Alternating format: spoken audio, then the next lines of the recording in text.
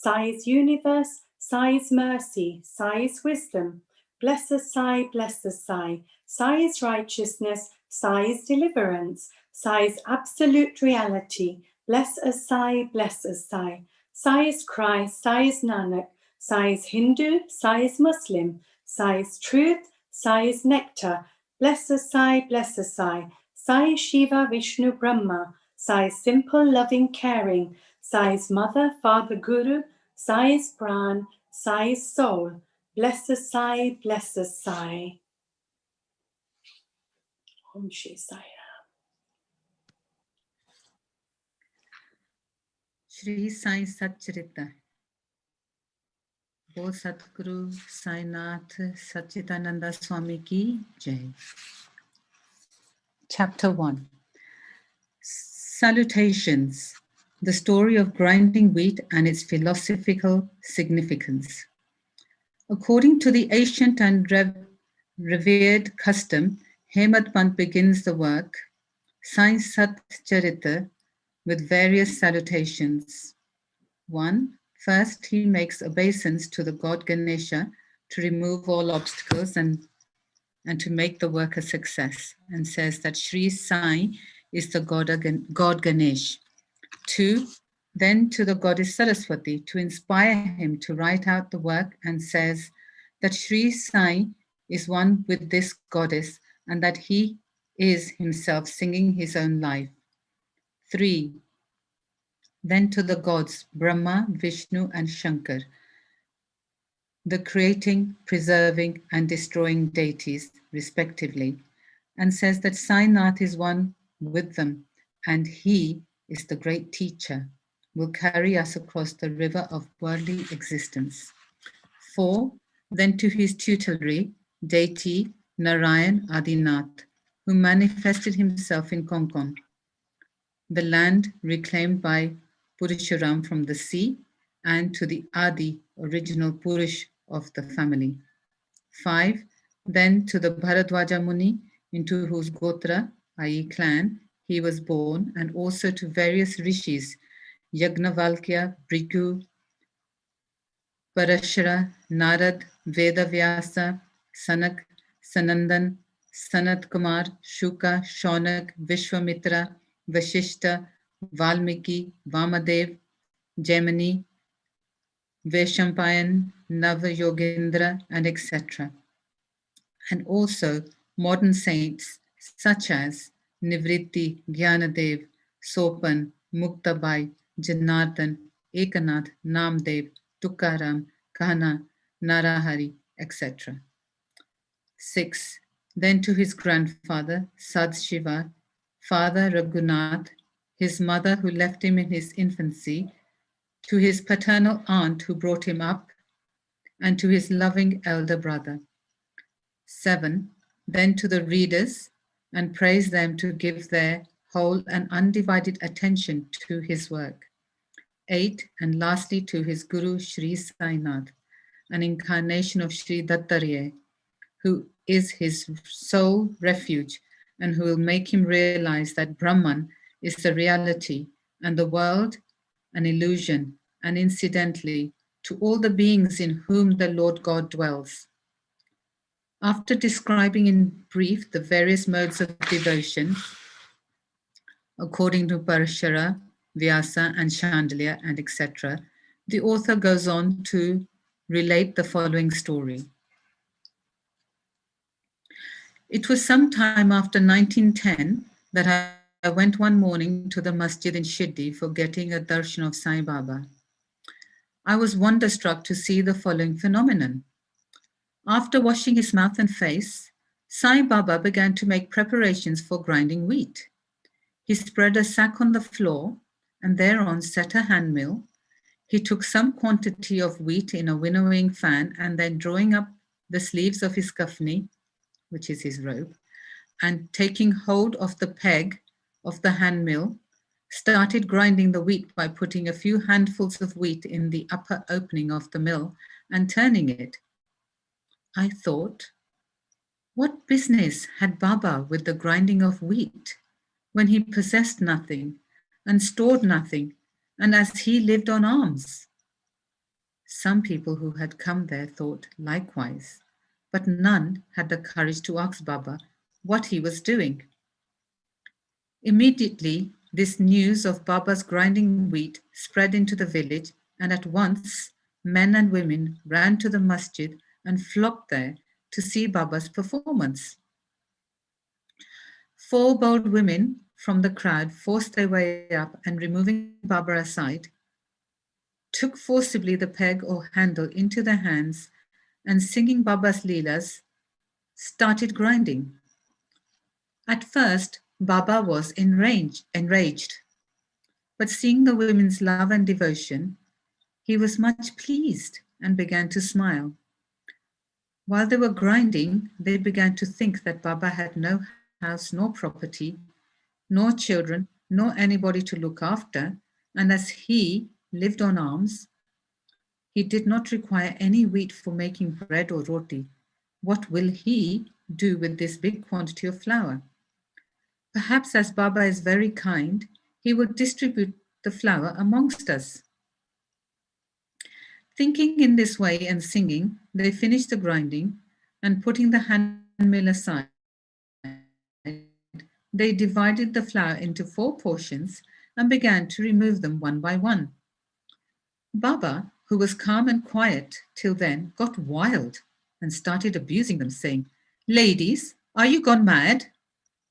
Whose father's property are you looting away? Have I borrowed any wheat from you so that you can safely take the flour? Now please do this. Take the flour and throw it on the village border limits." Hearing this, the women felt abashed and, whispering amongst themselves, went away to the outskirts of the village and spread the flour as directed by Baba. I asked the Shirdi people, what was this that Baba did? They replied that cholera epidemic was spreading in the village, and that as Baba's remedy against the same, it was not wheat that was ground, but cholera itself was ground to pieces and cast out of the village. From that time onward, the cholera epidemic subsided, and the people of the village were happy. I was much pleased to know all this, but at the same time, my curiosity was aroused. I began to ask myself, what earthly connection was there between wheat, flour, and cholera? What was the causal relation between the two, and how to reconcile them? The incident comes to be inexplicable. I should write something on this and sing to my heart's content Baba's sweet leelas. Thinking in this way about this leela, my heart was filled with joy, and I was thus inspired to write Baba's life, the Sat Charitra. And as we know, with Baba's grace and blessings, this work was successfully accomplished. Philosophical significance of grinding.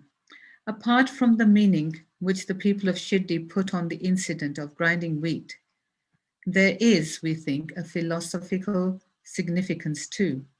Sai Baba lived in Shirdi for about 60 years, and during this long period, he did the business of grinding almost every day. Not, however, the wheat alone, but the sins, the mental and physical affliction, and the miseries of his innumerable devotees. The 2 stones of his mill consisted of karma and bhakti, the former being the lower and the latter being the upper one. The handle with which Baba worked the mill consisted of jnana. It was the firm conviction of Baba that knowledge or self-realization is not possible unless there is the prior act of grinding of all our impulses, desires, sins, and of the 3 gunas, visually sattva, raja, and tama, and the ahamkara, which is so subtle and therefore so difficult to be got rid of. This reminds us of a similar story of Kabir, who, seeing a woman grinding corn, said to his guru, Nipati Ranjana, I am weeping because I feel the agony of being crushed in this wheel of worldly existence like the corn in the handmill. Nipati Ranjana replied, "Do not be afraid. Hold fast to the handle of knowledge of this mill, as I do, and do not wander far away from the same, but turn inward to the center, and you are sure to be saved." Bow to Shri Sainath. Peace be to all. In the last chapter, the author mentioned the original Marathi book that he would state the reasons that led him to undertake the work, and about the person qualified to read the same, and such other points. Now in this chapter, he narrates the same, the object of writing this work. In the first chapter, I described Sai Baba's miracle of checking and destroying the cholera epidemic by grinding the wheat and throwing the flour on the outskirts of the village. I heard other miracles of Sai Baba to my great delight, but this delight burst forth into this poetic work. I also thought that the description of these miracles of Sai Baba would be interesting and instructive to his devotees, and would remove their sins, so I began to write the sacred life and teachings of Sai Baba. The life of a saint is neither logical nor dialectical. It shows us the true and great path. In capacity and boldness in undertaking the work, Hemingway thought that he was not a fit person to undertake the work. He said, "I do not know the life of my intimate friend, nor do I know my own mind. Then how can I write the life of a saint or describe the nature of incarnations, which even the Vedas were unable to do? One must be a saint himself before he could know other saints. Otherwise, how can I describe their glory? To write the life of a saint is most difficult. One may as well be able to measure the depth of the seven seas, or enclose the sky with the cloth trappings. I knew this was a most venturous undertaking, which might expose me to ridicule. I therefore invoke Sai Baba's grace. The premier poet, Saint Mahasastra of Shri Dhaneshwar Maharaj, has stated that the Lord loves those who write the lives of saints, and the saints also have their own peculiar method of assigning the service which the devotees long for. The saint inspires the work, and the devotees becomes only an indirect cause or an instrument in achieving the end. For instance, in the 1700 Shaka year, the poet Mahapati aspired to write the lives of saints. Saints inspired him and got the work done. So also in the 1800 Shaka year, Dasguna's service was accepted. The former wrote 4 works, Bhakta Vijay, Sant Vijay, Bhakta Lila Amrut, Sant Lila Amrut, while the latter wrote 2, Bhakta Lila Amrut and the Sant Katha Amrut, in which the lives of modern saints were described. In chapter 31, 32, and 33 of Bhakta Lila Amrut, in which chapter 57 of Sant Katha Amrut, the life and teachings of Sai Baba are very well depicted there. These have been separately published in the Sai Lila magazine, numbers 11 and 12, volume 17. The readers are advised to read these chapters. So also Sai Baba's wonderful Leelas are described by Mrs. Savitri Bai Raghunath Tandolkar of Bandra in a small book named Shri Sainath Bhajanmala. Dasguna Maharaj also has composed various sweet poems on Sai Baba. A devotee named Amidas Bhavani Mehta has also published some stories of Sai Baba in Gujarati, and some numbers of Sainath Prabha, a magazine published by Dakshina Bhiksha Sanstha of Shirdi, are also published. Then the question of objection comes in, that while so many works regarding Sai Baba are extant, why should this, the Sat Charitra, be written, and why is it necessity? The answer is plain and simple. The life of Sai Baba is as wide and deep as the infinite ocean, and all can dive deep into the same and take out the precious gems of knowledge and bhakti and distribute them amongst the aspiring people. The stories, the parables, and the teachings of Sai Baba are very wonderful. They will give peace and happiness to the people who are afflicted with sorrows and heavily loaded with miseries of this worldly existence, and also bestow knowledge and wisdom both in worldly and spiritual domains. If these teachings of Sai Baba, which are interesting and instructive as a Vedic law, are listened to and meditated upon, the devotees will get what they long for. That is union with Brahma, the mastery of eightfold yoga, bliss of meditation, etc. So I thought that I should call these stories together. That would be my best upasana. This collection would be the most delightful to those simple souls whose eyes were not blessed with Sai Baba's darshan. So I set about collecting Sai Baba's teachings and expressions, the outcome of his boundless self-realization. It was Sai Baba who inspired me in this matter. In fact, I surrendered my ego at his feet and thought that my path was clear, that he would make me quite happy here and in the next world. I could not myself ask Sai Baba to give me permission for his work. So I requested Mr. Madhurav Deshpande alias Sharma, Baba's most intimate devotee, to speak to him for me. He pleaded my cause and said to Sai Baba, "This Anna Sahib wishes to write your biography. Don't say that you are a poor fakir and there is no necessity to write it. But if you agree and help him, he will write, or rather, your grace will accomplish the work. Without your consent and blessings, nothing can be done successfully." When Sai Baba heard this request, he was moved and blessed me by giving me his udhi, the sacred ash, and placing his boon-bestowing hand on my head and said, "Let him make a collection of stories and experiences. Keep notes and memos. I will help him. He is only an outward instrument. I should write my autobiography myself and satisfy the wishes of my devotees. He should get rid of his ego, surrender it at my feet. He who acts like this He who acts like this in life, him I help him the most. What of my life stories? I serve him in his house in all possible ways.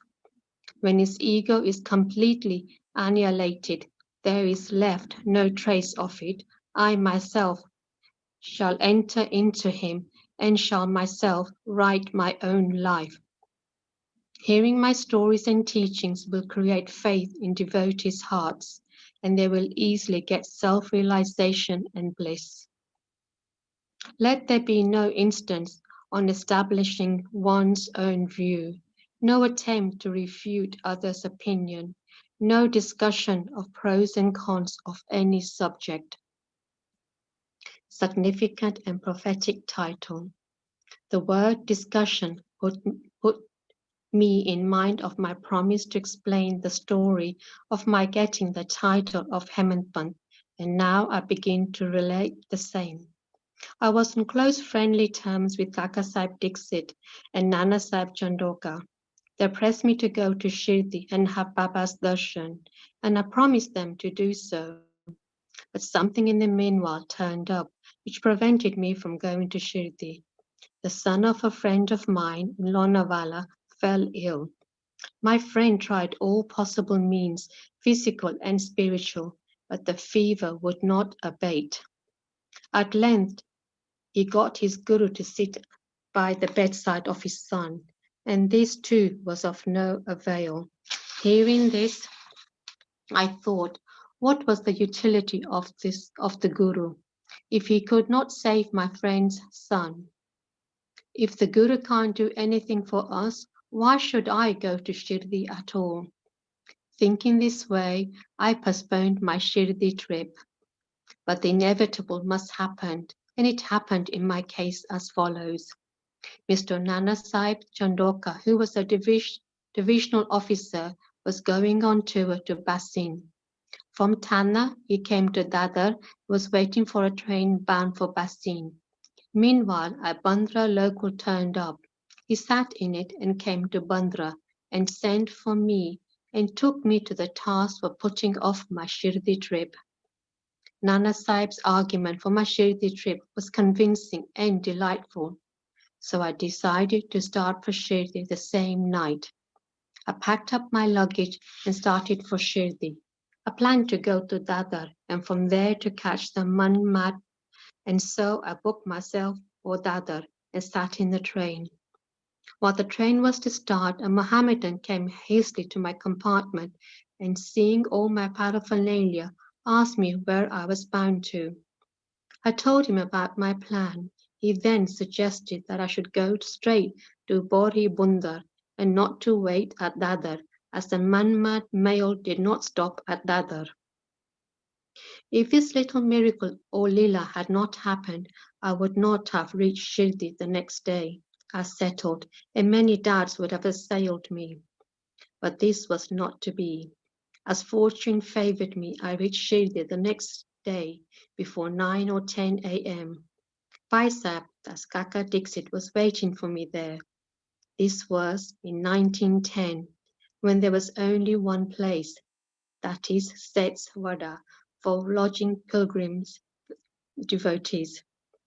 After alighting from the Donga, I was anxious to have the darshan when the great devotee, Tatya Sahib Nolka, returned from the masjid and said that Sai Baba was at the corner of the Vada and that I should first get the preliminary darshan and then after bath see him at leisure. Hearing this, I ran and I prostrated before Baba. My joy knew no bounds. I found more than what Nana Chandoka had told me. All my senses were satisfied. I forgot my thirst and hunger. The moment I touched Sai Baba's feet, I began a new lease of life. I felt myself much obliged to those who spurred and helped me to get the darshan, and I consider them as my real relatives, and I cannot repay their debt. I only remember them and prostrate mentally before them. This peculiarity of Sai Baba's darshan, as I found it, is that by his darshan our thoughts are changed, the force of previous action is abated, and gradually non-attachment or dispassion towards worldly objects grows up. It is by the merit of actions in many past births that such darshan is got. If only you see Sai Baba, all the world assumes the form of Sai Baba. Hot discussion.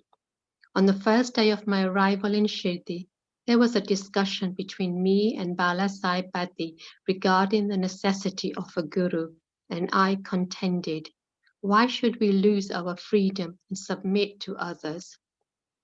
When we have to do our duty, why a guru is necessary? One must try his best and save himself. What can the guru do to a man who does nothing but sleep indolently? Thus I pleaded free will, while Mr. Beth took up the other side, that is destiny, and said, whatever is bound to happen must happen. Even great men have failed. Man proposes one way, but God disposes the other way. Brush aside your cleverness. Your pride, your egoism won't help you. This discussion with all its pros and cons went on for an hour or so, and as usual, no conclusion was arrived. We had to stop the discussion ultimately, as we were exhausted. The net result of this was that I lost my peace of mind and found that unless there is strong body consciousness and egoism, there would be no discussion. In other words, it is egoism which breeds discussion. Then, when we went to the masjid with others, Baba asked Kaka Sahib Dixit the following: What was going on in the Seth's Wada? What was the discussion about?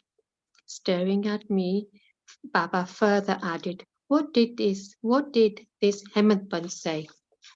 Hearing these words, I was much surprised.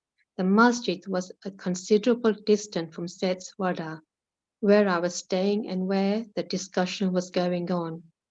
How could Baba know of a discussion unless he be omniscient and the inner ruler of us all?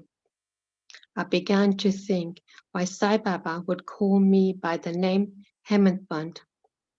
This word is a distorted form of Hemadripant.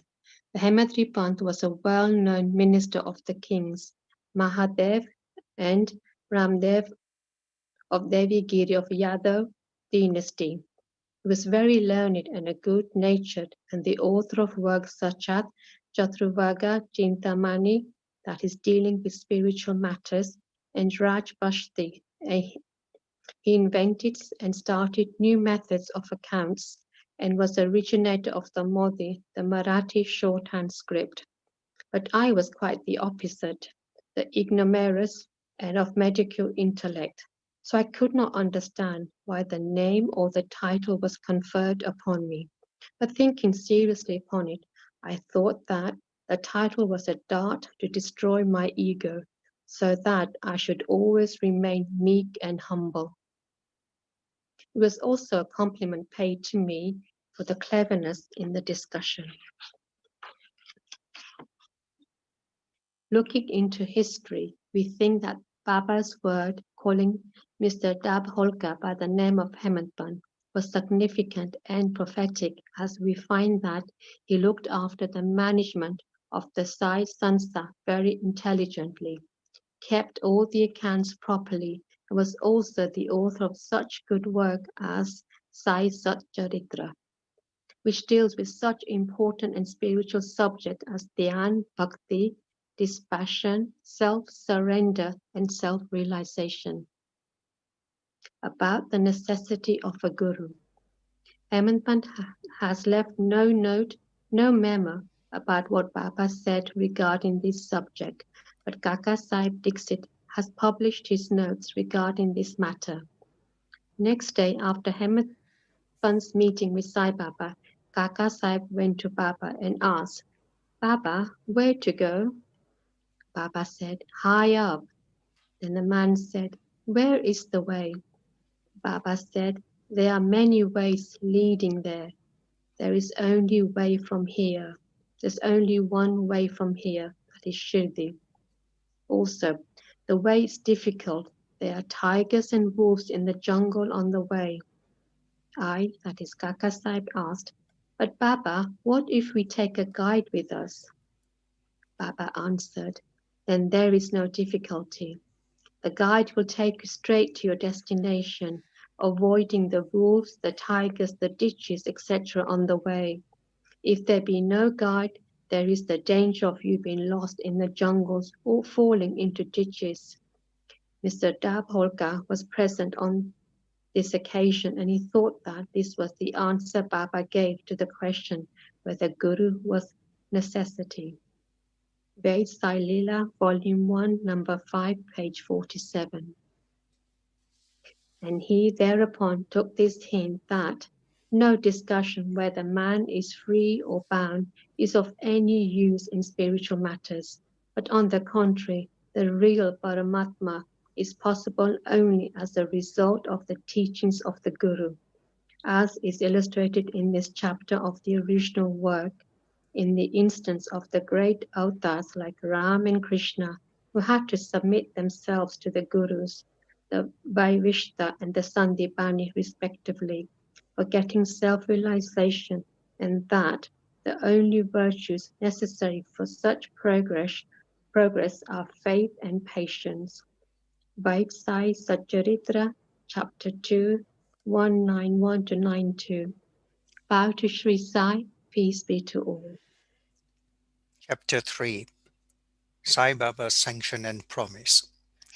As described in the previous chapter, Sai Baba gave his complete assent to the writing of the Satcharit and said, I fully agree with you regarding the writing of Satcharit.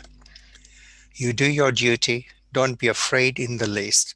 Steady your mind and have faith in my words. If my Leelas are written, the avidya will vanish, and if they are attentively and devoutly listened to, the consciousness of the worldly existence will abate, and strong waves of devotion and love will rise up, and if one dives deep into my Leelas, he would get precious jewels of knowledge. Hearing this, author was much pleased, and he at once became fearless and confident, and thought that work was bound to be a success. Then turning to Shama, Madhavarao Deshpande, Sai Baba said, if a man utters my name with love, I shall fulfill all his wishes, increase his devotion, and if he sings earnestly my life and my deeds, him I shall be set in front and back and on all sides. Those devotees who are attached to me, heart and soul, will naturally feel happiness when they hear these stories. Believe me that if anybody sings my Leelas, I will give him infinite joy and everlasting contentment. It is my special characteristic to free any person who surrenders completely to me and who does worship me faithfully and who remembers me and meditates on me constantly. How can they be conscious of worldly objects and sensations, who utter my name, who worship me, who think of my stories and my life, and who thus always remember me? I shall draw out my devotees from the jaws of death. If my stories are listened to, all the diseases will be got rid of. So hear my stories with respect and think and meditate on them, assimilate them. This is the way of happiness and contentment. The pride and egoism of my devotees will vanish. The mind of the hearers will be set at rest. And if it has wholehearted and complete faith, it will be one with supreme consciousness. The simple remembrance of my name as Sai, Sai, will do away with sins of speech and hearing. Different works assigned to devotees. The Lord entrusts different works to different devotees. Some are given the work of building temples and mats or ghats, flights of steps on rivers. Some are made to sing the glories of God. Some are sent on pilgrimages. But to me was allotted the work of writing the Satcharit. Being a jack of all trades, but master of none, I was quite unqualified for this job. Then why should I undertake such a difficult job? Who can describe the true life of Sai Baba?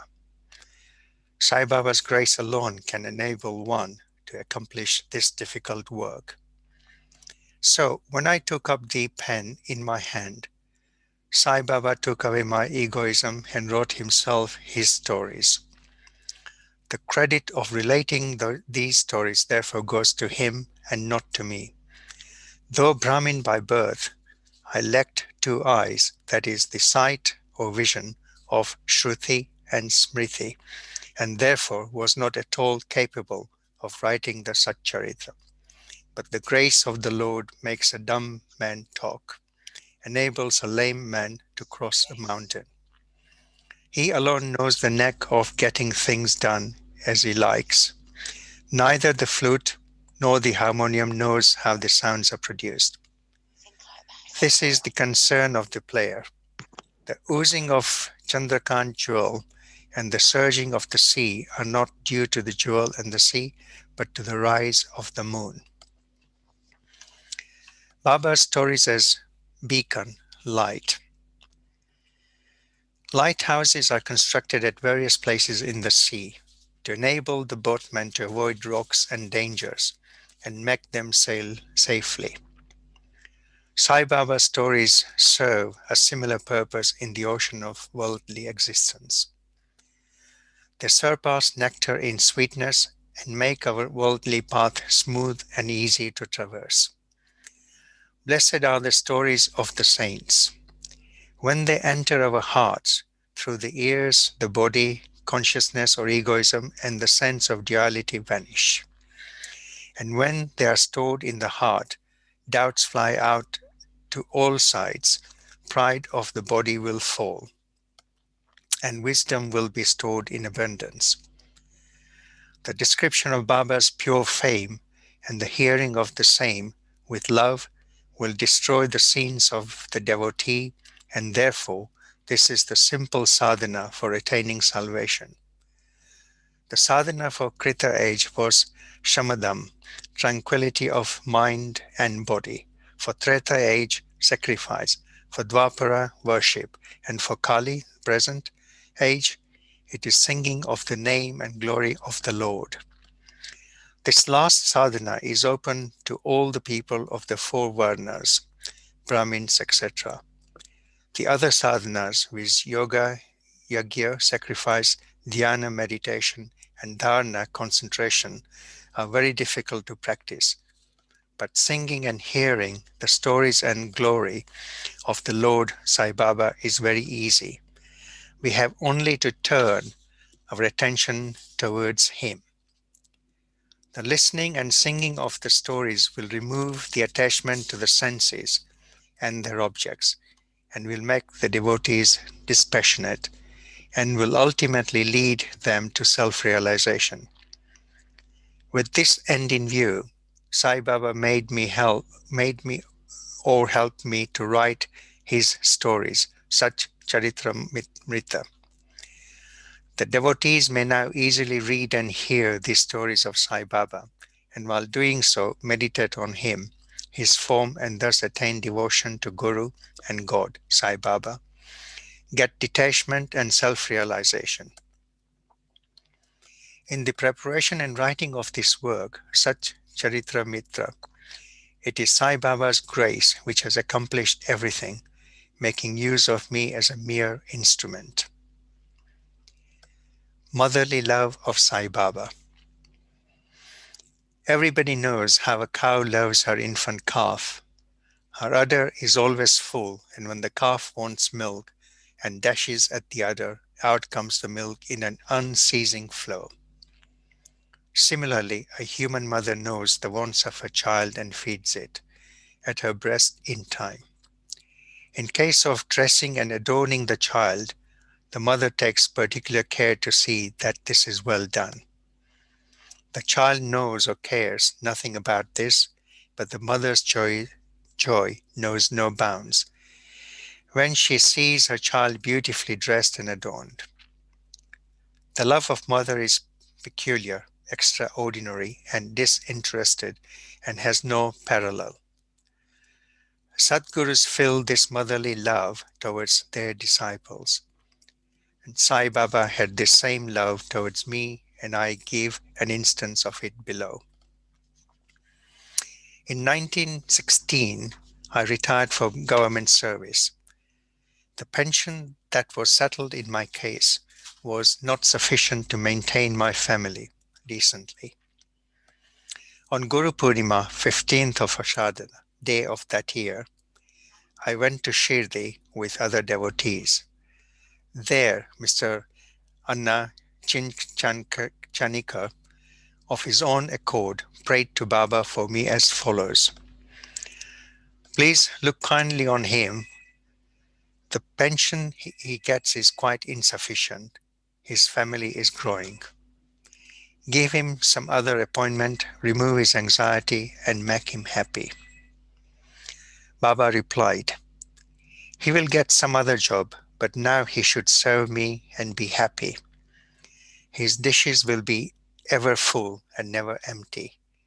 He should turn all his attention towards me and avoid the company of atheists, irreligious and wicked people.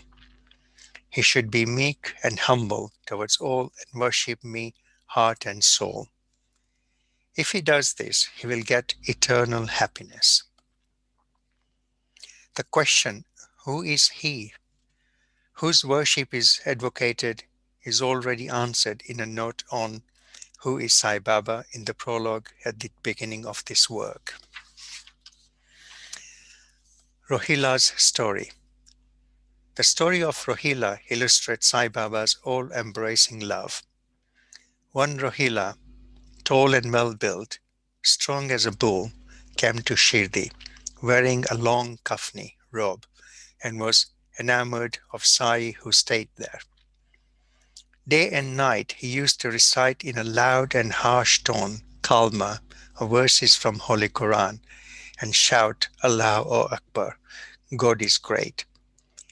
Most people of Shirdi were working in their fields by day, and when they returned to their homes at night, they were welcomed with Rohila's harsh cries and shouts. They could not sleep and felt much trouble and inconvenience. They suffered in silence this nuisance for some days, and when they could stand it no longer, they approached Baba and requested him to check the Rohila and stop the nuisance. Baba did not attend to their complaint. On the contrary, Baba took the villagers to task and asked them to mind their own business and not the Rohila. He said to them that Rohila had got a very bad wife, a Zantipi, who tried to come in and trouble the Rohila and himself. But hearing the Rohila's prayers, she dared not enter, and they were at peace and happy. In fact, Rohila had no wife, and by his wife Baba meant Durbuddhi, that is, bad thoughts. As Baba liked prayers and cries to God better than anything else, he took the side of Rohila and asked the villagers to wait and suffer the nuisance, which would abate in due course. Baba's sweet and nectar-like words. One day at noon after the Aarti, devotees were returning to their lodgings when Baba gave the following beautiful advice. Be wherever you like, do whatever you choose. Remember this well, that all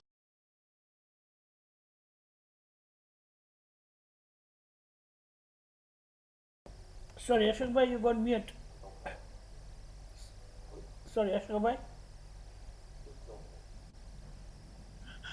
Ashok bhai, you got mute. can you hear me now? Now we can hear you. Okay, I'll start this again. Baba's sweet and nectar-like words. One day at noon after the Aarti, devotees were returning to their lodgings when Baba gave the following beautiful advice.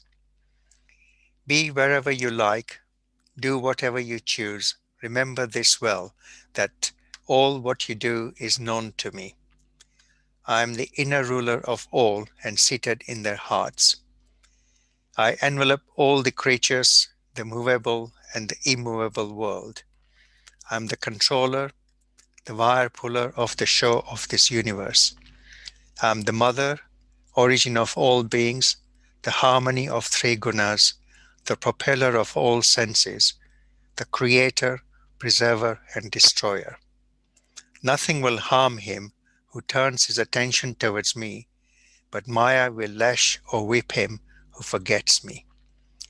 All the insects, ants, the visible, movable, and immovable world is my body of form. Hearing these beautiful and precious words, I at once decided in my mind to serve no man henceforward, but my Guru only.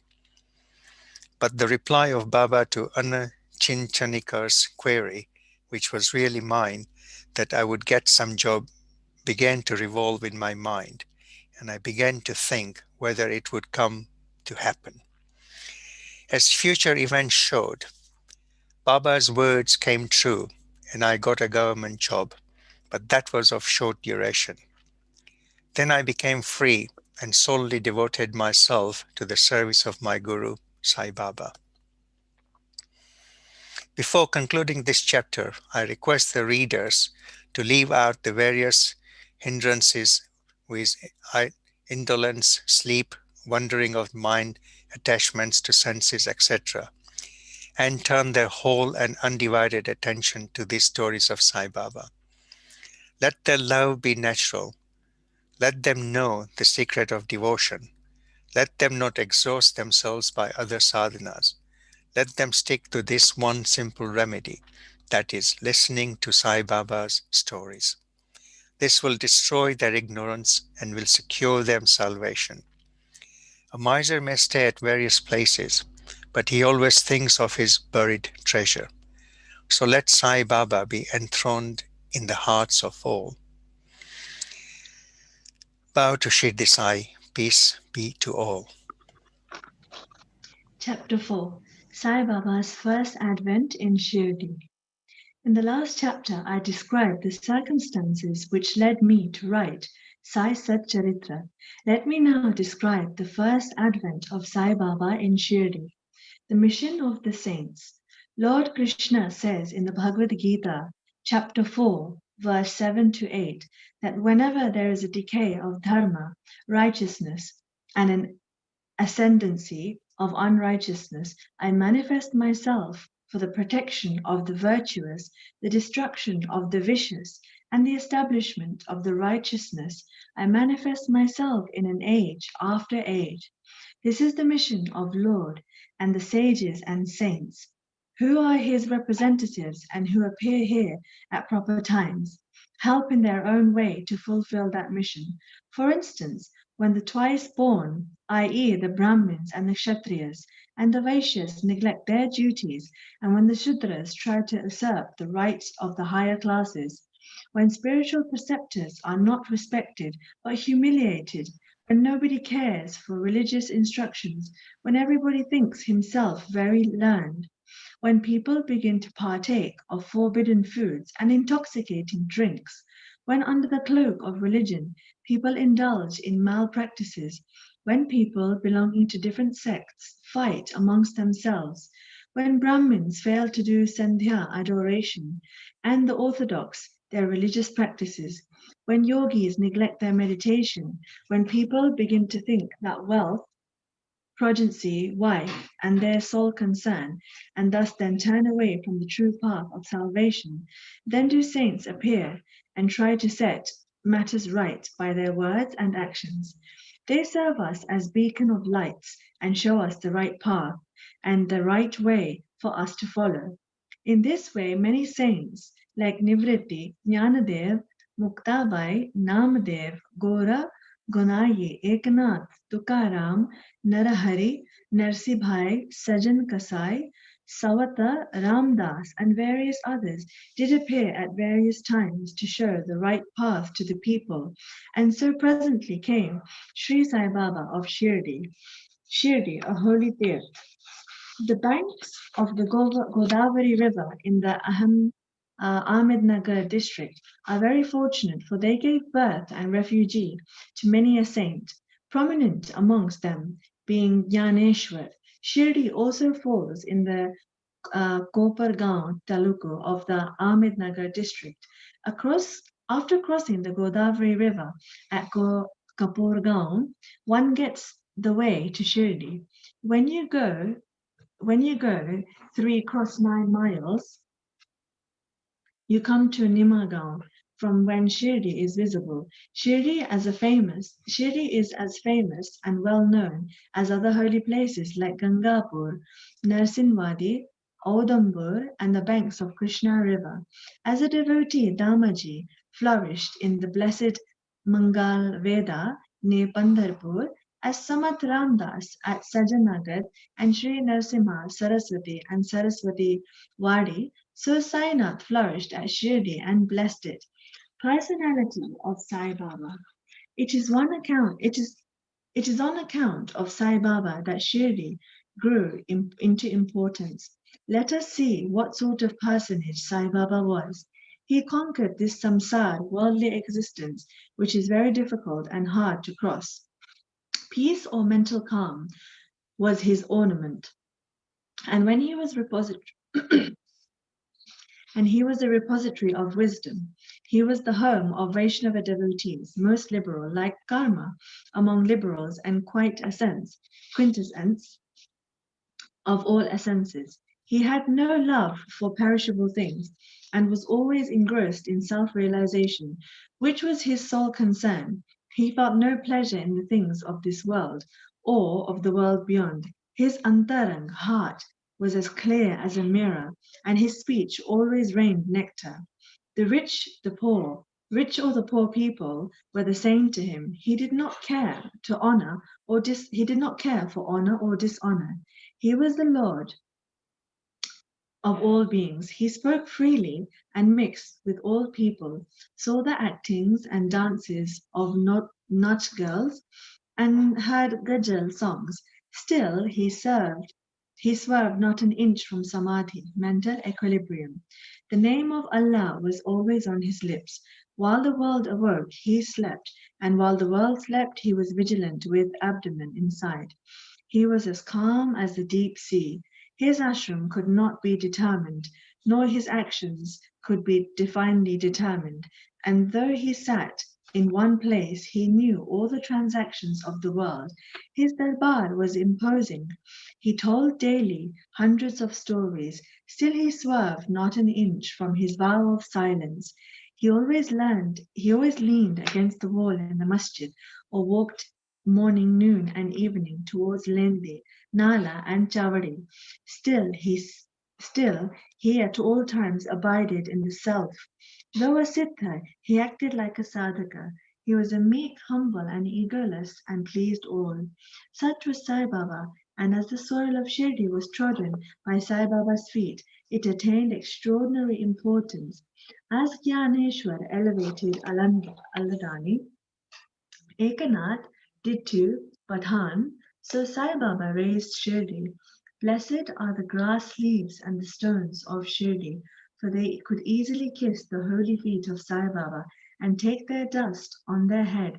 Shirdi became to us devotees another Pandharpur.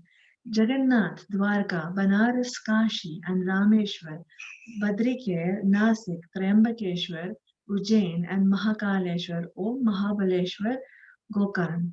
Contact of Sai Baba in Shirdi was like our Veda and Tantra. It quietened our samsara and rendered self-realization easy. The darshana of Shri Sai was our yoga sadhana, and talk with him removed our sins. Shampooing his legs was our bath in Triveni Prayag, and drinking the holy water of his feet destroyed our sins, destroyed our desires. To us, his commands were Vedas, and accepting, eating his udi, sacred ashes, and prasad was all purifying. He was our Sri Krishna and Sri Rama who gave us solace, and he was our Parabrahma, absolute reality. He was himself beyond the pair of dvandvas, opposite, never dejected nor elated. He was always engrossed in his self as existence, knowledge and bliss. Shirdi was his center, but his field of action extended far wide to Punjab, Calcutta, North India, Gujarat, Dhaka, now known as Bangladesh, and Konkan. Thus the fame of Sai Baba spread far and wide, and people from all parts came to take his darshan and be blessed. By mere darshan, minds of people, whether pure or impure, would become at once quiet.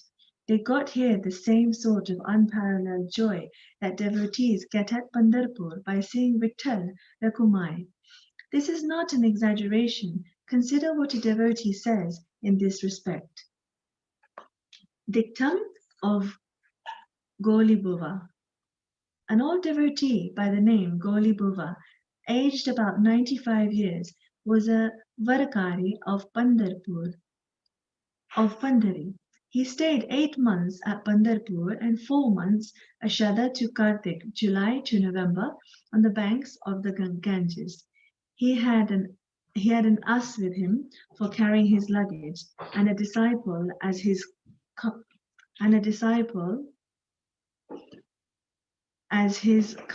companion. Every year he made his wari or trip to Pandharpur and came to Shirdi to see Sai Baba, whom he loved most. He used to stare at Baba and say, "This is Pandharinath, Vitthal incarnate. the merciful Lord of the poor and the helpless.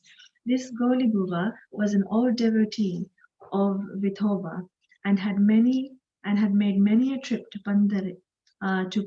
Pandhari, and he testified that Sai Baba was real Pandharinath. Vitthal himself appeared. Sai Baba was very fond of remembering and singing God's name. He always uttered Allah Malik, God is Lord, and in his presence made others sing God's name continuously day and night for 7 days. This is called the Namaspata. Once he asked Das Gana Maharaj to do the Namastapa. He replied that he would do it, provided he was assured that Vitthal would appear at the end of the 7th day. Then Baba, placing his hand on the breast, assured him that certainly Vitthal would appear, but that the devotee must be earnest and devout. The Dankapuri Takore of Takurnath and Banduri of Vitthal, the Dwarka of Ranchor, Krishna, and here Shirdi. Once need not go far to see Dwarka. Will Vitthal come here from some outside place? He is here.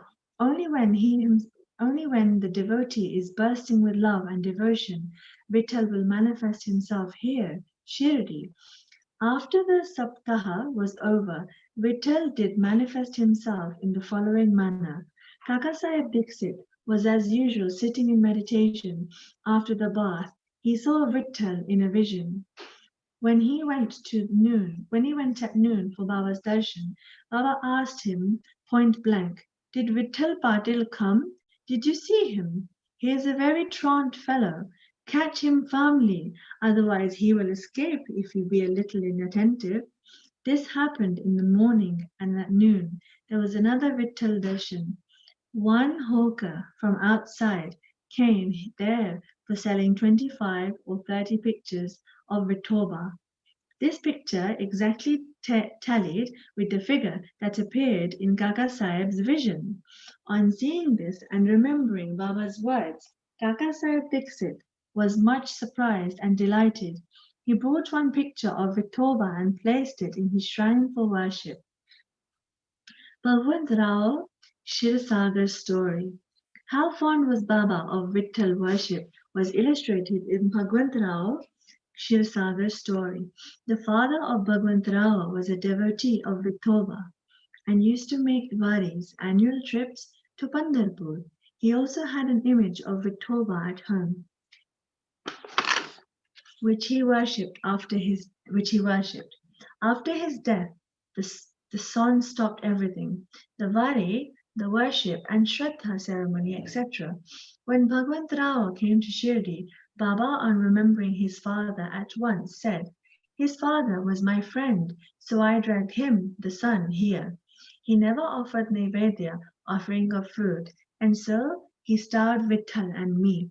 So I brought him here. I shall remonstrate him now and set him to worship." Das Ganu's bath in Prayag. The Hindus think that a bath in the holy tirth of Prayag, where the Ganga and Yamuna meet, is very meritorious, and thousands of pilgrims go there at periodical times to have the sacred holy baths there. Once Das Ganu thought that he should go to Prayag for a bath, and he came to Baba to get his permission for doing so. Baba replied to him, "It is not necessary to go so long. Our Prayag is here, believe me." Then wonder of wonders. Believe me, then wonder of wonders, when Das Ganu placed his head on Baba's feet, and came or flowed streams of Ganga, Yamuna, water from both of the toes of Baba. Seeing this miracle, Das Ganu was overwhelmed with feelings of love and adoration, and was full of tears. Inwardly he felt inspired, and his speech burst forth into a song in praise and Baba and his Leelas. Immaculate Conception of Sai Baba and his first advent in Shirdi. Nobody knew the parents, the birth or the birthplace of Sai Baba. Many inquiries were made, many questions were put to Baba. and others regarding these items, but no satisfactory answer or information has yet been obtained. Practically, we know nothing about these manners. Namdev and Kabir were not born like ordinary mortals. They were found as infants in mother of pearls, Namadev being found on the bank of Bhimrati river by Gonai and Kabir on the bank of Bhagirathi river by Tamal.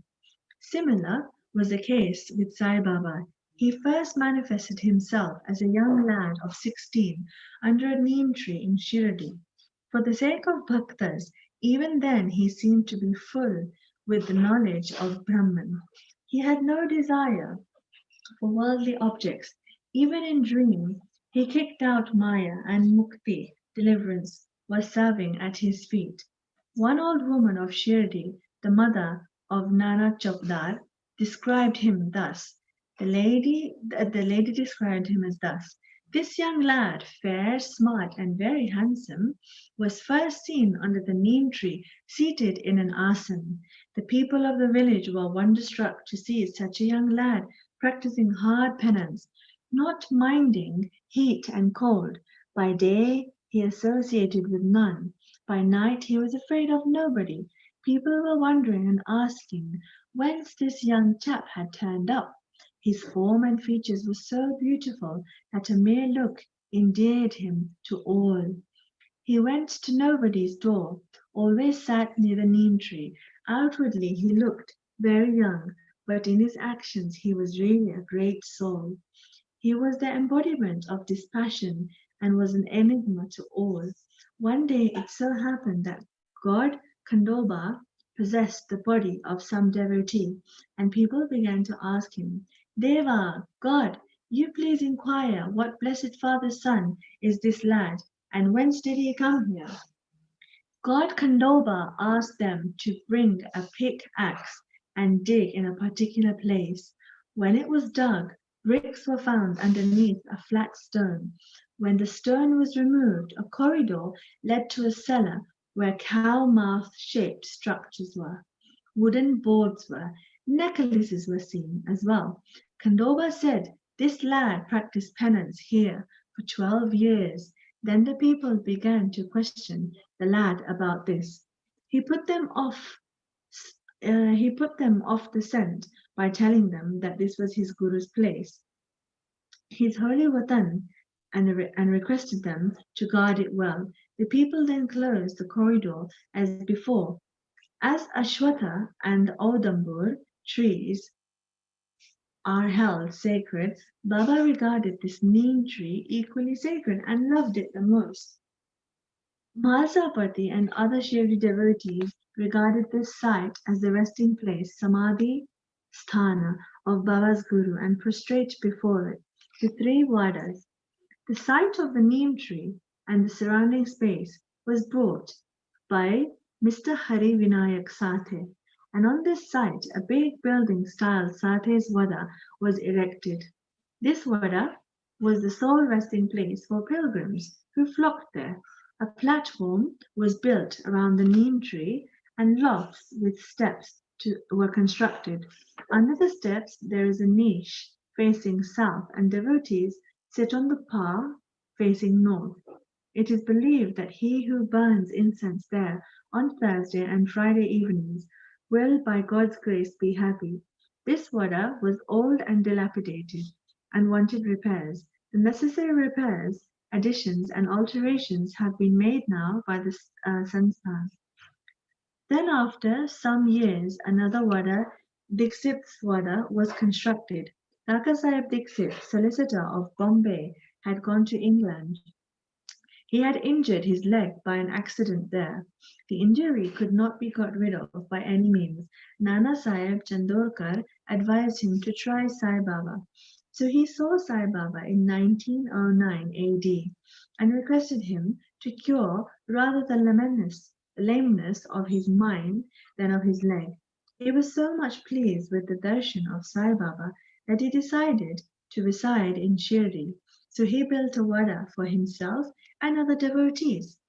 The foundation of this building was laid on the 10th of December 1910. On this day, two other important events took place. The first one, Mr. Dada Saheb Kaparde was given permission to return home, and secondly, the night arti in Chawadi was commenced. The Vada was complete and was inhabited on the Ram Navami day in 1911 AD with due rites and formalities.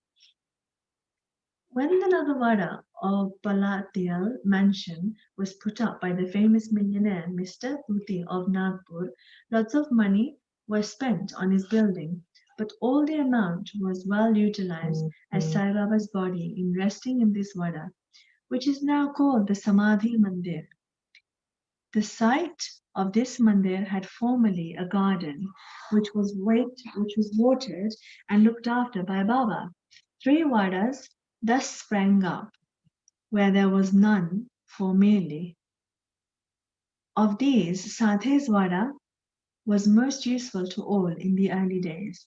The story of the garden attended to by Sai Baba, with the help of Vamana Tatya and temporary absence of Sai Baba from Shirdi, and his coming again to Shirdi with the marriage party of the Chand Patil, the company of Devidas, Janakidas, and Gangagir, Baba's wrestling match with Mohuddin Tamboli, residents in Masjid, love of Mr. Dengale and other devotees, and other incidences will be described in the next chapter.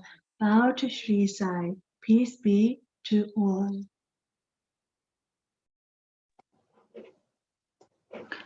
Chapter 5. A return with Jan Patel's marriage party. As hinted in the last chapter, I shall now describe first how Sai Baba returned to Shirdi after his disappearance. There lived in the Aurangabad district, Nizam State in a village called Durg, a well-to-do Mohammedan gentleman by the name Jan Patel. While he was making a trip to Aurangabad, he lost his mare. For 2 long months, he made a diligent search, but could not get trace of the lost mare. After being disappointed, he returned from Aurangabad with the saddle on his back. After travelling 4 kos and a half, he came on the way to a mango tree, under the foot of which sat a ratna, meaning a queer fellow. He had a cap on his head, wore a guffney, a long robe, and had a satka, a short stick, under his armpit, and he was preparing to smoke a jilim, a pipe. On seeing Jan Patel pass by the way, he called out to him and asked him to have a smoke and to rest a little. A fakir asked him about the saddle. Jan Patel replied that it was of his mare, which was lost. The queer fellow, or fakir, asked him to make search in the nala close by. He went, and the wonder of wonders, he found the mare. He thought that this fakir was not an ordinary man, but an avalya, meaning a great saint. He returned to the fakir with the mare. The jilim was ready for being smoked, but 2 things were wanting. 1, a fire to light the pipe, and 2, water to wet the chapi, meaning a piece of cloth for which the smoke is drawn up. The fakir took his long prong and thrust it forcibly into the ground, and out came a live burning coal, which he put on the pipe. Then he dashed the satka on the ground, from whence water began to ooze. The chapi was wetted with that water, and then wrung out and wrapped around the pipe. Thus everything being complete, the fakir smoked the chilim, and then gave it also to Jan Patel. On seeing all this, Jan Patel was wonderstruck. He requested the fakir to come to his home and accept his hospitality. Next day, he went to the Patel's house and stayed there for some time. The Patel was a village officer of Du. The wife's brother's son was to be married, and the bride was from Shirdi. So Patel made preparations to start for Shirdi for the marriage. The fakir also accompanied the marriage party. The marriage went off without any hitch, and the party returned to Durg, except the fakir alone stayed in Shirdi and remained there forever. How the fakir got the name Sai. When the marriage party came to Shirdi, it alighted at the foot of a banyan tree in Bhakta Mahasapati's field near Khandoba's temple. The carts were loosened in the open courtyard of Khandoba's temple, and the members of the party descended one by one. The fakir also got down. Bhagat Mahasapati saw the young fakir get down and accosted him, "Ya Sai," welcome Sai. Others also addressed him as Sai, and henceforth he became known as Sai Baba. Contact with other saints. Sai Baba began to stay in a deserted masjid. One saint named Devidas was living in Shirdi many years before Baba came there. Baba liked his company. He stayed with him in the Marathi temple in the Jowri and sometime lived alone. Then another saint by the name of Jankidas. Baba spent most of his time talking with him, or Jankidas went to Baba's residence. So also one Vaishya householder saint from Budambe named Gangagir also frequented Shirdi. When he first saw Sai Baba carrying pitchers of water in both hands for watering the garden, he was amazed and openly said, "Blessed is Shirdi that got it, this precious jewel. This man carrying water today, but he is not an ordinary fellow. As this land, meaning Shirdi, was lucky and meritorious, it secured this jewel." So also one famous saint by the name Anandnath of Uwala Mutt, a disciple of Akalkot Maharaj, came to Shirdi with some Shirdi people. When he saw Sai Baba, he said openly, "This is a precious diamond in reality. Though he looks like an ordinary man, he is not an agar, but a diamond. You will realize this in the near future." Saying this, he returned to Uwala. This was said while Sai Baba was a youngster. Baba's dress and daily routine. In his young days, Sai Baba grew his hair on his head. He never had his head shaved. He dressed like an athlete. When he went to Radha, 3 miles from Shirdi, he brought with him small plants of marigold, jejui, and after cleaning, he planted and watered them. A devotee by the name Vaman Tatya supplied him daily with 2 earthen pitchers. With these, Baba himself used to water the plants. He drew water from the well and carried the pitchers on his shoulders. In the evening, the pitchers were kept at the foot of the neem tree. As soon as they were placed there, they were broken, as they were made of raw earth and not baked. Next day, Tatya supplied 2 fresh pitchers. This, of course, went on for 3 years, and with Sai Baba's toil and labour, there grew a flower garden. On this site, at present, stands a big mansion, Samadhi Mandir of Baba, which is now frequented and used by so many devotees. The story of Padukas, meaning footprints, under the neem tree. A devotee of Akalkot Maharaj by the name of Bhai Krishnaji Ali Bakar worshipped the photo of Akalkot Maharaj. He once thought of going to Akalkot in the Sholapur district, taking the notion of the Padukas, the footprints, of the Maharaj and offering his sincere worship there. But before he could go there, he got a vision in his dream. Akalkot Maharaj appeared in the vision and said to him, "Now Shirdi is my resting place. Go there and offer your worship." So Bhai changed his plan and came to Shirdi, worshipped Baba, stayed there for 6 months and was happy. As a reminiscence of this vision, etc., he prepared the Padukas and installed them on an auspicious day of Shravan Shaka, 1834-1912 AD, under the neem tree with due ceremonies and formalities conducted by Dada Kelkar and Upasani. One Dikshit Brahman was appointed for worship and the management was entrusted to devotee Sagun. Complete version of this story. Mr. B.V. Deer, a retired Mamlatadar of Thana and a great devotee of Sai Baba, made and inquired about this matter with Sagun Meru Naik and Govind Kamlakar Dikshit, and has published a full version of the Padukas in Sai Leela, Volume 11, Number 1, page 25. It runs as follows. In 1834 Shaka, 1912 AD, one Dr. Ramarao Kothare of Bombay came to Shirdi for Baba's darshan. His compounder and his friend Bhai Krishnaji Ali Bakar accompanied him. The compounder and Bhai became intimate with Sagun Mira Naik and G.K. Dixit. While discussing things, the persons thought that there must be some memorial fact of Sai Baba's first coming to Shirdi and sitting under the homely neem tree. They thought of installing Baba's Padukas there and were going to make them of some rough stones. Then, Bhai's friend, the compounder, suggested that if this matter be made known to his master, Dr. Ramarao Kothare, who would prepare the nice Padukas for this purpose. All like the proposal of Dr. Kothare was informed of it. He came to Shirdi and drew a plan of the Padukas. He went to Upasani Maharaj in Kandoba's temple and showed him his plan. The latter made many improvements, drew lotuses, flowers, a conch, a disc, and a man, etc., and suggested that the following shloka regarding the neem tree's greatness and Baba's yogi powers be inscribed. The verse was as follows. Sadar nimba rikshaya muladivasat, sadar shavinan tikatam piya priyamtam, narum kalpa rikshadam sadayantam, namamishwaram sadam guru sainatham. Upasani's suggestions were accepted and carried out. The Padukas were made in Bombay and sent to Shirdi with a compounder. Baba said that they should be installed on the Purnima, the 15th of Shravan. On that day at 11 a.m., G.K. Dikshit brought them on his head for Kandoba's temple to the Dwarika Mai Masjid in procession. Baba touched the Padukas, saying that these are the feet of the Lord, and asked the people to install them under the foot of the neem tree. A day before, one Parsi devotee of Bombay named Basta Shet sent 25 rupees by money order. Baba gave this sum for the installation of the Badugas. The total expense of the installation came up from 100 rupees, cut of which 75 rupees were collected by subscriptions. For the first 5 years, G.K. Dixit worshipped the Badugas daily, and then this was done by Lakshman Gajeshwar Jakadi.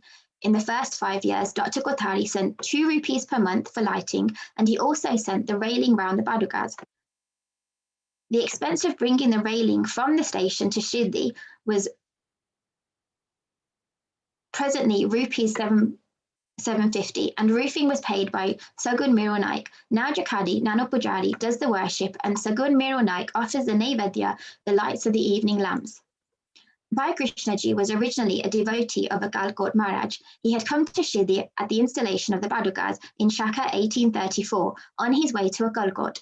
He wanted to go to Akalkot after taking the darshan of Baba. He asked Baba's permission for this, and Baba said, "Oh, what is there in Akalkot? Why do you go there? The incumbent Maharaj of that place is here, myself." Hearing this, Bhai did not go to Akalkot. He came to Shirdi off and on after the installation of the Badugas.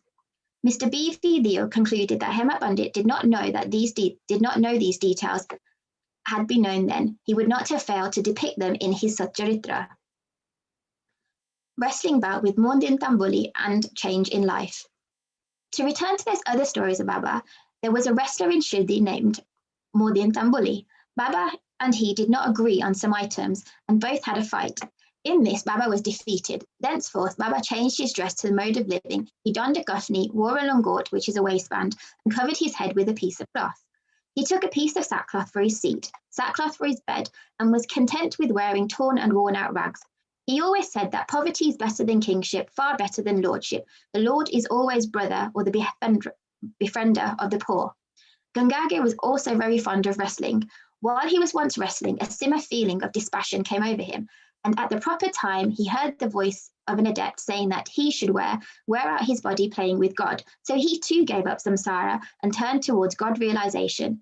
He established a mutt on the banks of the river near Budambe and lived there with his disciples. Sai Baba did not mix and speak with the people. He only gave answers when he was questioned. By day, he always sat under the neem tree and sometimes under the shade of a branch of a babel tree near the stream at the outskirts of the village. In the afternoon, he used to walk at random and go at times to Nimgao. There he frequented the house of Bala Sahib Dengale. Baba loved Mr. Bala Sahib. His younger brother named Nana Sahib had no son, and though he married a second wife, Bala Sahib sent Nana Sahib for taking darshan of Sai Baba, and after some time, with his grace, Nana Sahib got a son. From that time onwards, people began to come in numbers to see Sai Baba, and his fame began to spread and reach Amnagar. From thence, Nana Sahib Chandokar and Keshav Chidambar and many others began to come to Shirdi. Baba was surrounded by his devotees during the day and slept at night in an old dilapidated masjid. Baba's paraphernalia at this time consisted of chillum tobacco, a tin pot, long flowing guffni, and a piece of cloth round his head, a satka, meaning a short stick, which he always kept with him. The piece of white cloth on his head was twisted like matted hair and flowed down from the left ear on the back. This was not washed for weeks. He wore no shoes, no sandals. A piece of sackcloth was his seat for most of the day. He wore a waistcloth band, and for warding off the cold, he always sat in front of a duni, meaning a sacred fire, facing south, with his left hand resting on the wooden railing. In that duni, he offered as an oblation egoism, desire, and all thoughts, and always uttered Allah Malik, God is the sole owner. The masjid in which he sat was only 2-room dimensions, where all devotees came and saw him. After 1912 AD, there was a change. The old masjid was repaired and a pavement was constructed. Before Baba came to live in this masjid, he lived for a long time in a place, Takia, wherewith Gungru, small bells on his legs. Baba danced beautifully and sang with tender love. Turning water into oil. Sai Baba was very fond of lights. He used to borrow oil from shopkeepers and keep lamps burning the whole night in the masjid and temple. This went on for some time. The Banyas, who supplied oil gratis, once met together and decided not to give him oil. When, as usual, Baba asked for some oil, they all gave him a distinct no. Unperturbed, Baba returned to the masjid and kept the dry wicks in the lamps. The Banyas were watching him with curiosity. Baba took the tumbril, the tin pot, which contained very little drops of oil, put water into it and drank it, and forced it to fall in the container. After consecrating the tin pots in this way, he again took the water in a tin pot and filled all the lamps with it and lighted them.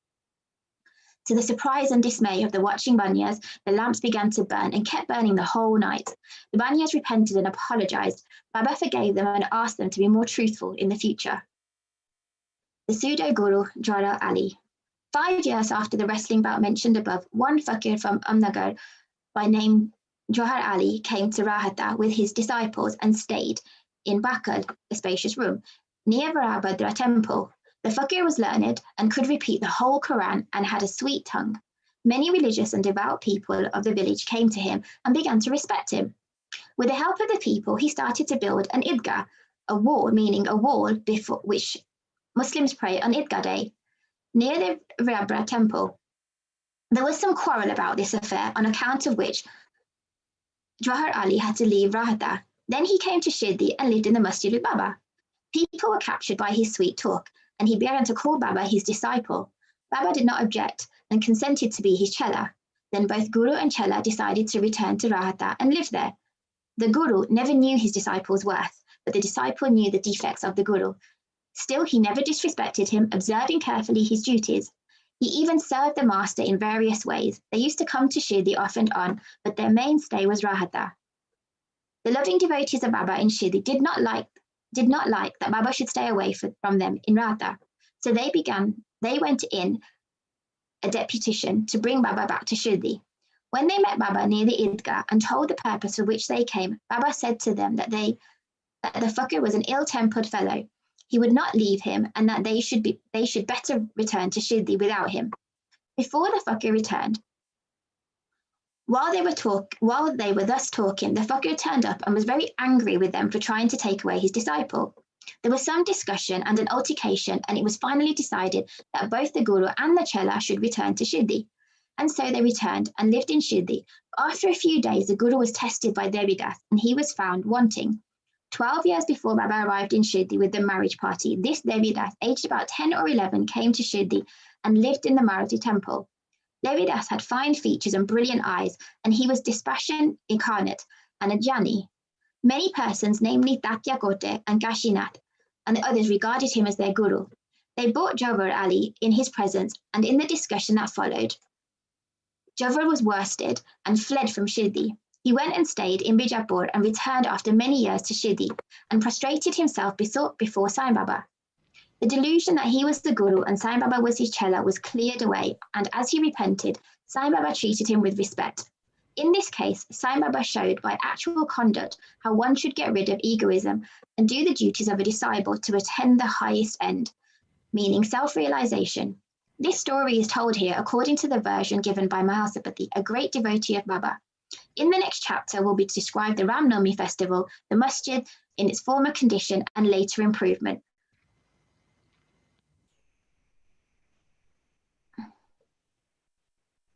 Chapter 6 Ram Navami Festival and Masjid Repairs. Efficacy of the touch of Guru's hand, Ram Navami Festival, its origin, transformation, and repairs of the masjid.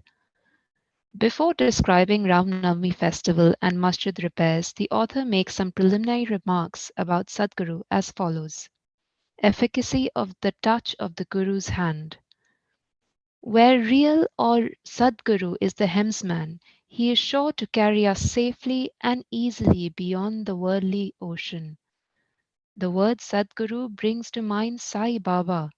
He appears to me as if standing before me and applying Udi, the sacred ashes, to my forehead and placing his hand of blessings on my head. Then joy fills my heart and love overflows through my eyes. Wonderful is the power of the touch of the Guru's hand. The subtle body, consisting of thoughts and desires, which cannot be burnt by the world-dissolving fire, is destroyed by the mere touch of the Guru's hand, and the sins of many past births are cleaned away and washed away. Even the speech of those whose heads feel annoyed when they hear religious and godly talks attain calmness. The seeing of Sai Baba's handsome form chokes our throat with joy, makes the eyes overflowing with tears, and overwhelms the hearts with emotions.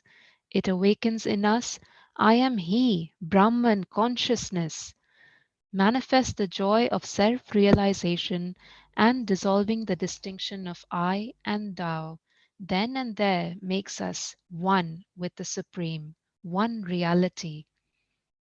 When I begin to read scriptures, at every step I am reminded of my Sadguru, and Sai Baba assumes the form of Rama and Krishna and makes me listen to his life. For instance, when I sit to listen to Bhagavad, Sai becomes Krishna from top to toe, and I think he sings the Bhagavad or Uddhava Gita, songs of teachings by Lord Shri Krishna to his disciple Uddhava for the welfare of his devotees. When I begin to chit chat, I am at once put in mind of Sai stories for enabling me to give suitable illustrations. When I myself start to write anything, I cannot compose a few words or sentences, but when he, of his own accord, makes me write, I go on writing, and there's no end to it. When the disciple's egoism props up, he presses it down with his hand and gives him his own power, makes him gain his object, and thus satisfies and blesses him. If only one prostrates before Sai and surrenders heart and soul to him, then, unsolicited, all the chief objects of life, dharma, artha, kama, and moksha, which is righteousness, wealth, desire, and deliverance, are easily and unsolicitedly attained. Four paths of karma, yajna, yoga, and bhakti lead us separately to God. Of these, the path of bhakti is thorny and full of pits and ditches, and thus difficult to traverse. But if you, relying on your Sadguru, avoid the pits and thorns and walk straight, it will take you to the destination, which is God. So says definitely Sai Baba. After philosophizing about the self existent Brahman, his power, Maya, to create this world and the world created, and stating that all these three are ultimately one and the same, the author quotes Sai Baba's words, guaranteeing the welfare of the bhaktas. There will never be any dearth or scarcity regarding food and clothes in any devotees' homes. It is my special characteristic that I always look to and provide for the welfare of those devotees who worship me wholeheartedly with their minds ever fixed on me. Lord Krishna has also said the same in the Gita. Therefore, strive not much for food and clothes. If you want anything, beg the Lord. Leave worldly honors. Try to get God's grace and blessings, and be honored in His court. Do not be deluded by worldly honor. The form of the deity should be firmly fixed in the mind. Let all the senses and mind be ever devoted to the worship of the Lord. Let there be no attraction for any other thing. Fix the mind in remembering me always, so that it will not wander elsewhere towards body, wealth, and home. When it will be calm, peaceful, and carefree, this is the sign of the mind being well engaged in good company. If the mind is vagrant, it cannot be called well merged. After quoting these words, the author goes on to relate the story of Ram Navami festival in Shirdi.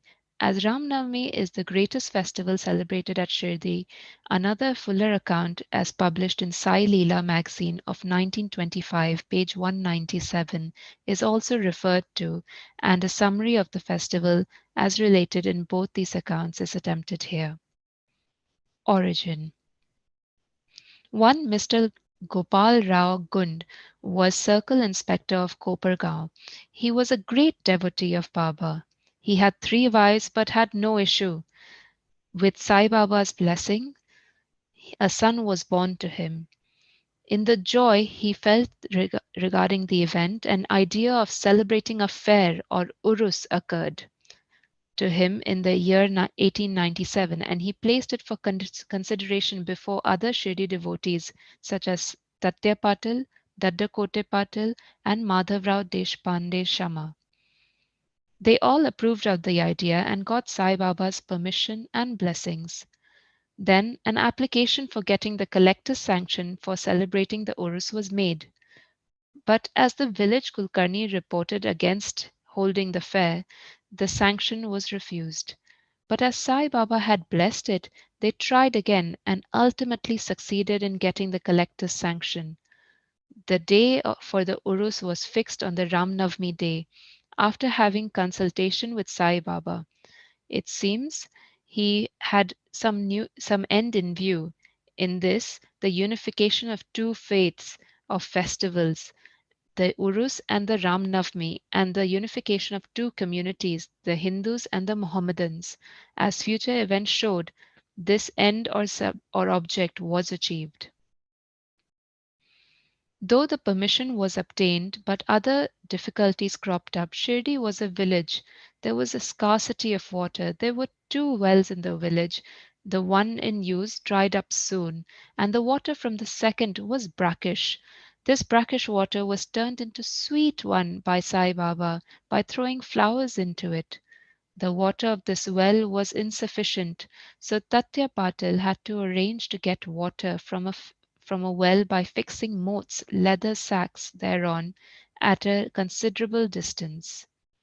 Then temporary shops had to be constructed and wrestling bouts arranged. Gopal Rao Gund had a friend by name Damu Anna Kasar of Ahmednagar.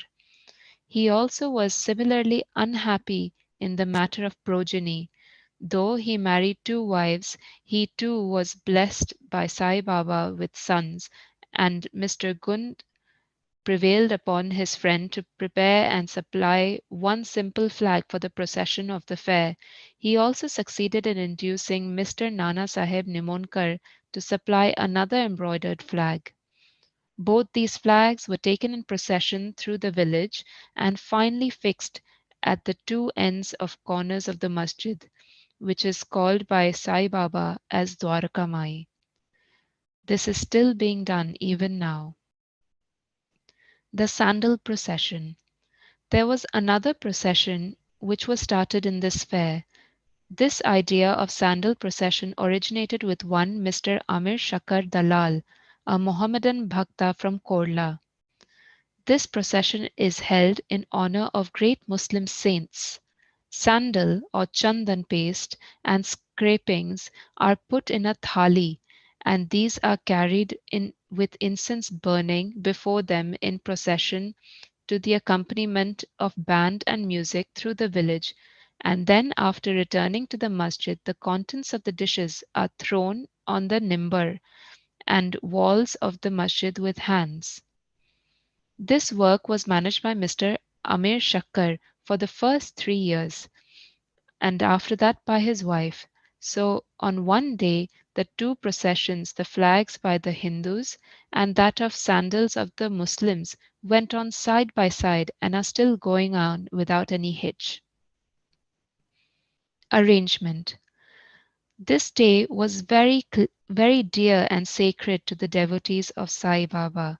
Many of them, most of them, turned out on the occasion and took a leading part in the management of the fair. Tatya Kote Patil looked after all outward affairs, while the internal management was entirely left to one Radha Krishna Mai, a female devotee of Baba. Her residence was full of guests on the occasion, and she had to look to their needs and also arrange for all the paraphernalia for the fair. Another work which she willingly did was to wash out and clean and whitewash the entire masjid, its walls, its floors, which were blackened and were full of soot on account of the ever-burning dhuni of Sai Baba. This work she did during the night when Sai Baba went to sleep every alternate day in the chavadi. She had to take out all the things, including even the dhuni, and after thorough cleaning and whitewashing, replacing them as they were before. Feeding the poor, which was so dear to Sai Baba, was also a great item in this fair. For this purpose, cooking on a grand scale and preparing various sweet dishes was done in Radha Krishna Mai's lodging, and various rich and wealthy devotees took a lead part in this affair.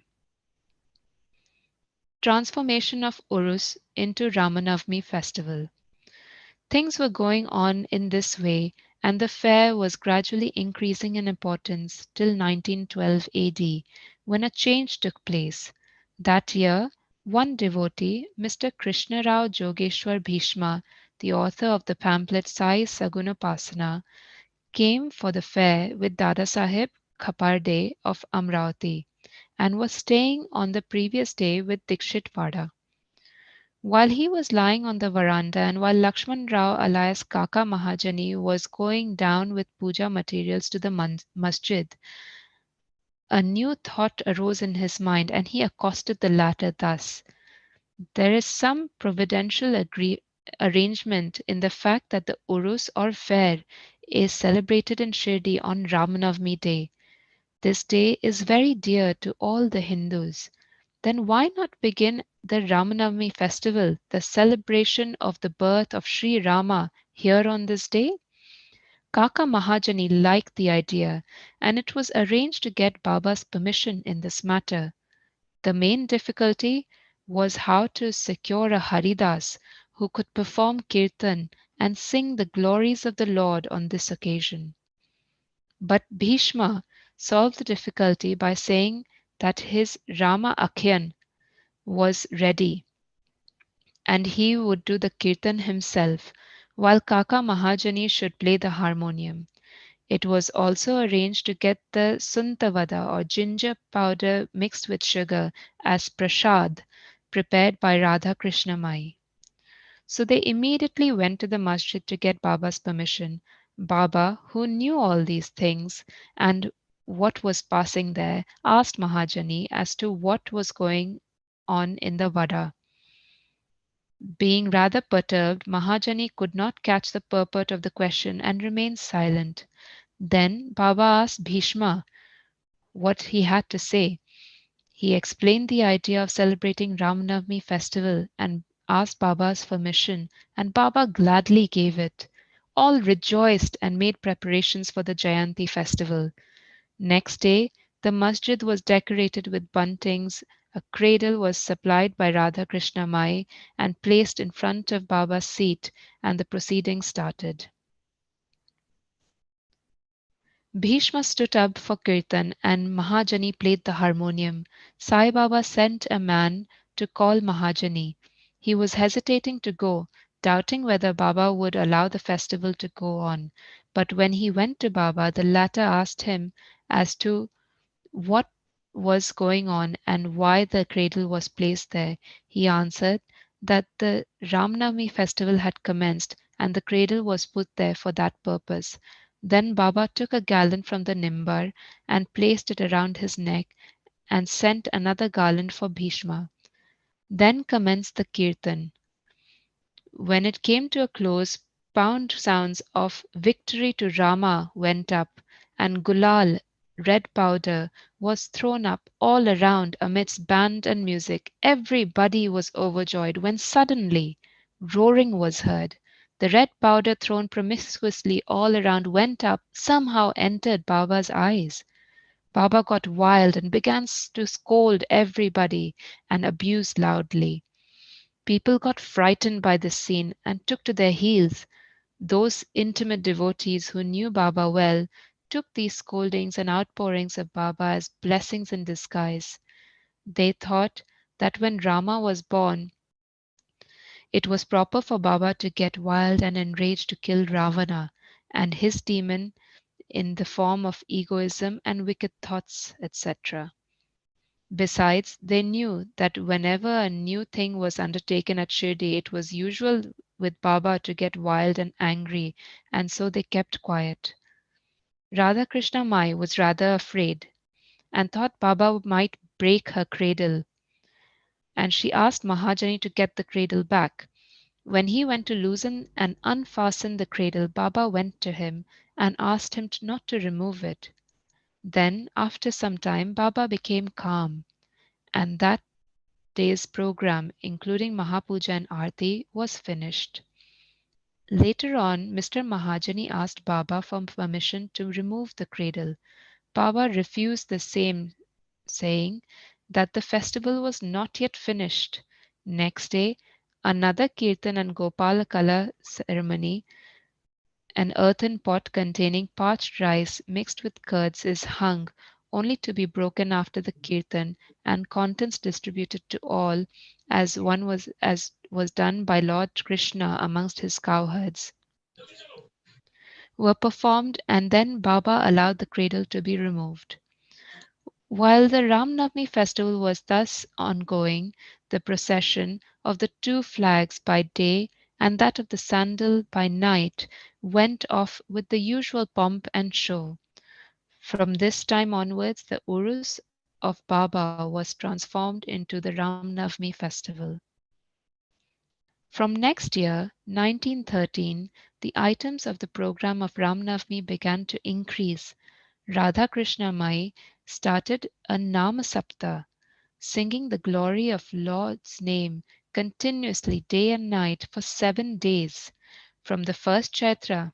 For this, all devotees took parts by turns, and she joined in sometimes early in the morning. As Ram Navami festival is celebrated in many places all over the country, the difficulty of getting a Haridas was felt again. But 5 or 6 days before the festival, Mahajani met accidentally Balabuva Mali, who was known as modern Tukaram, and got him to do Kirtan that year. The next year, 1914, another Balabuva Satarkar of Brihatsiddha Kavate district Satara could not act as a Haridas in his own town as plague prevailing in his own town. And so he came to Shirdi with Baba's permission, which was secured through Kaka Sahib Dikshit. He did the kirtan and was sufficiently recompensated for his labor. The difficulty of getting a new Haridas every year was finally solved from 1914 by Sai Baba, as he entrusted this function to Das Ganu Maharaj permanently, and since that time he has been successfully and creditably conducting that function up until now. Since 1912, the festival began to grow gradually year by year. From the 8th to the 12th of Chaitra, Shirdi looked like a beehive of men. Shops began to increase, celebrated wrestlers took part in wrestling bouts. Feeding of the poor was done on a grander scale. Hard work and sincere efforts of Radha Krishna Mai turned Shirdi into a sansthan, a state. Paraphernalia increased. A beautiful horse, a palanquin, a chariot, and many silver things, pots, buckets, pictures, mirrors, etc., were presented. Elephants were also sent for the procession. Though all this paraphernalia increased enormously, Sai Baba ignored all these things and maintained his simplicity as before. It is to be noted that both the Hindus and Mohammedans have been working in unison in both the processions and during the entire festival. There has been no hitch or quarrel between them at all so far. First, about 5,000 to 7,000 people used to collect, but that figure went up to 75,000 in some years. Still, there was no outbreak of any epidemic or any riots worth the name during the many years past. Repairs to the masjid. Another important idea occurred to Gopal Kund. Just as he started the Urus or fair, he thought that he should put the masjid in order. So in order to carry out the repairs, he collected stones and got them dressed. But this work was not assigned to him. This was reserved for Nana Saheb Chandorkar and the pavement work for Kaka Saheb Dixit. First, Baba was unwilling to allow them to have these works done, but with the intervention of Mahaspti, a local devotee of Baba, his permission was secured. When the pavement was completed, in one night in the masjid, Baba took a small gadi for his seat, discarding the usual piece of sackcloth he used until then. In 1911, the Sabha Mandap or courtyard was also put in order with great labor and effort. The open space in front of the masjid was very small and inconvenient. Kaka Saheb Dixit wanted to extend it and put on it a roofing. At great expense he got iron posts and pillars and trusses and started the work. At night, all the devotees worked hard and fixed the posts, but Baba, when he returned from Shavadi next morning, uprooted them all and threw them out. Once it so happened that Baba got very excited, caught a pole with one hand, and began to shake and uproot it, and with the other hand caught the neck of Tatya Patil. He took by force Tatya Feta, struck a match, set it on fire, and threw it in a pit. At that time, Baba's eyes flashed like burning embers. None dared to look at him.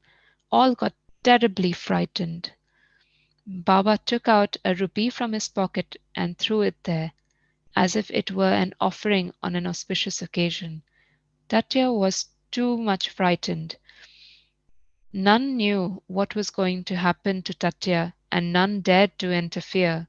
Bhagoji Shinde, the leper devotee of Baba, made little boldly advance, but he was pushed out by Baba. Madhav Rao also was similarly treated, he being pelted with brick pieces. So all those who went to intercede were similarly dealt with. But after some time, Baba's anger cooled.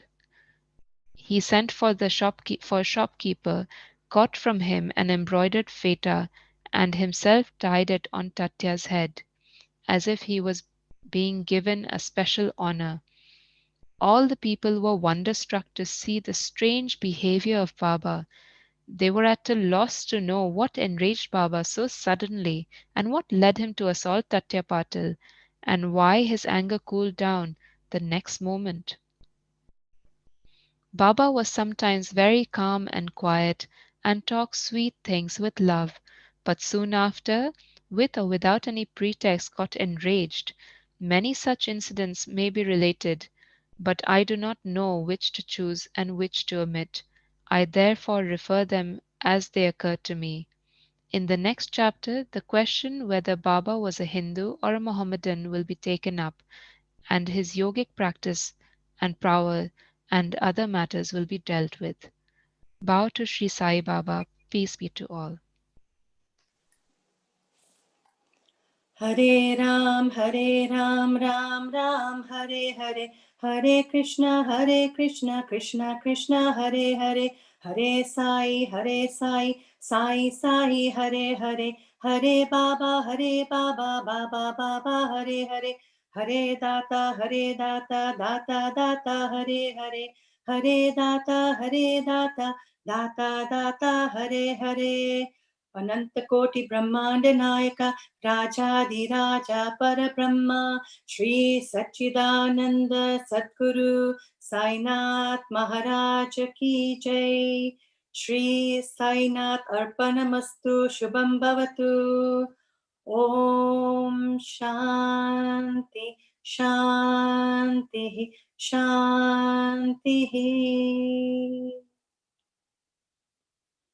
We'll see you all again tomorrow at 7:30. Om Shri Sai Ram.